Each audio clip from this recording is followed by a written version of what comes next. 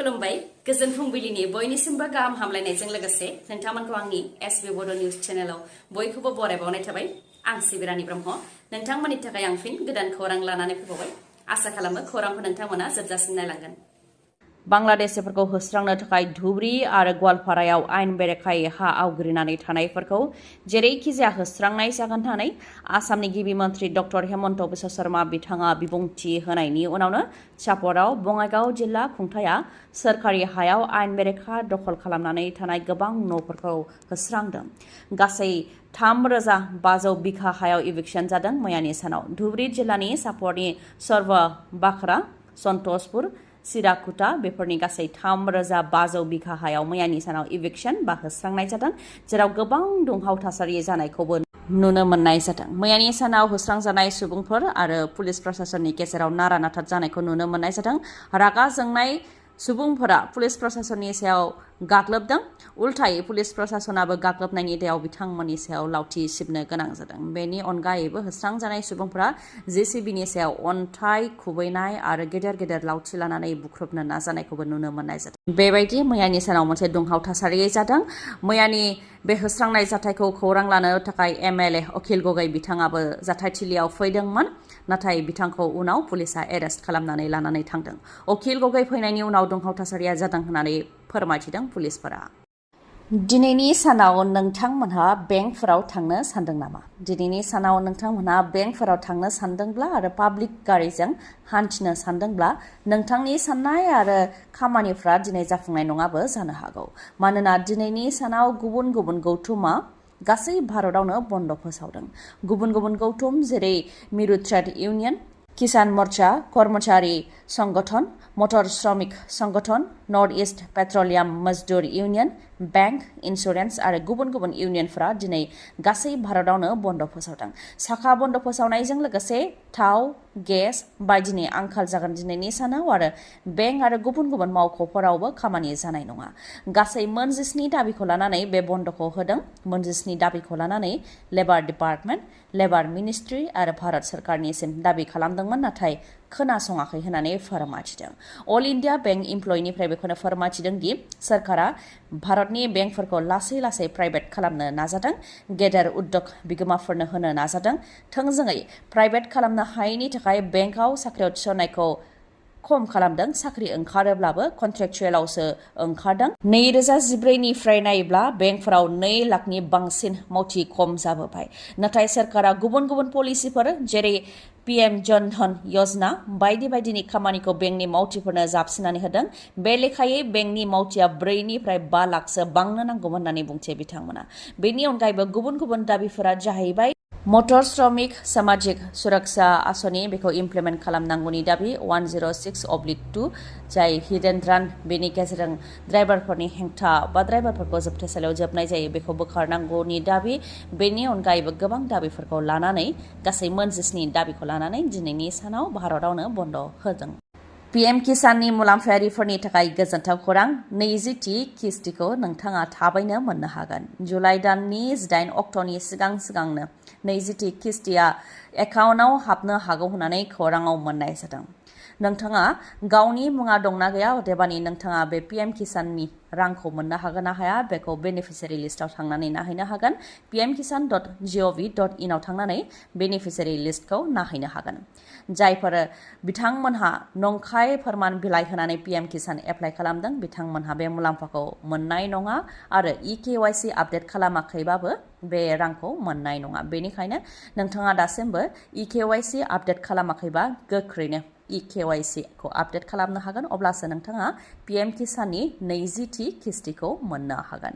18 जुलाइनि सिगां PM किसाननि राङा एकाउन्टआव हाबनो हागौ होननानै खौराङाव मोननाय जादों।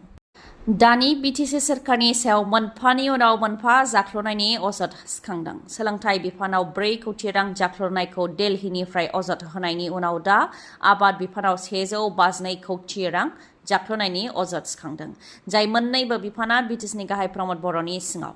बेनि सायाव APB राजखान्थि दोलोनि दैदेनगिरि डक्टर अनजालि दैमारि बिथाङा फोरमायथिदों दि बे जाख्ल'नाय जानायनि सायाव नायबिजिरनाय जानो नांगौ।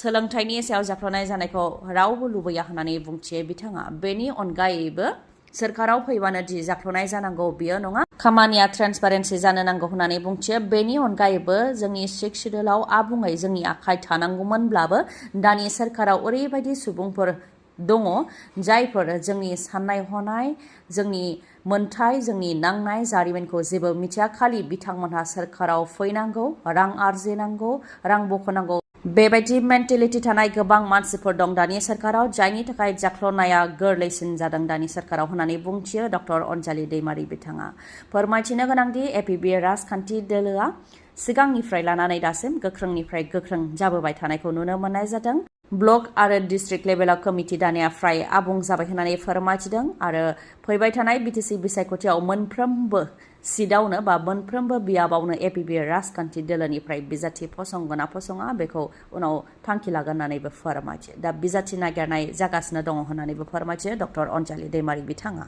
जायनाखि बिजेपि राजखान्थि दोलोआ बिटिआरखौ दखल खालामनो थाखाय नारा नाथा नाजानायखौ नुनो मोननाय जादों बे बेलायावबो डक्टर अनजालि दैमारि बिथाङा बेखौनो बुंथिदों दि बिजेपिआ जाहाथे बिटिसिआव फैया बेनि थाखाय बिजेपिखौ एपिबिनिफ्राय खावलायो होननानै फोरमायथिदों मानोना जोङो बिटिसिखौ ओरैनो मोनाखै थै जिउ होनानैसो बिटिसिखौ मोनदों होननानै बुंथियो आरो बिजेपिआ लैथो बायदि मोनसे बेसेबांबा गेदेर हानजा जेराव गोबां रां रुफा आरो गोबां मानसि दङ नाथाय बिटिसिआ मोनसे फिसा काउन्सिल जायखौ बर' हारिया थै जिउ होनानै मोनदों जिनाहारि खालामजादों जोबथेसालियाव थानानैसो मोनदों बेनिखायनो बिटिसिखौ जोंनो एंगारनानै होयोबा गाहाम होननानैसो खावलायगोन होननानै बुंथियो अनजालि दैमारिया बिटिआर गोरोबथानि दफाखौ मावफुंनांगौनि थाखाय दुलाराय बर' फरायसा आफादा गले गले रायजो सोरखार आरो मिरु सोरखारखौ लोगो हमनानै सावरायनायखौ नुनो मोननाय जादों थांनाय बावैसो सान सिगांसो आसामनि गिबि मन्त्रि डक्टर हेमन्त बिश्व शर्माखौ लोगो हमनानै सावरायदोंमोन आरो दा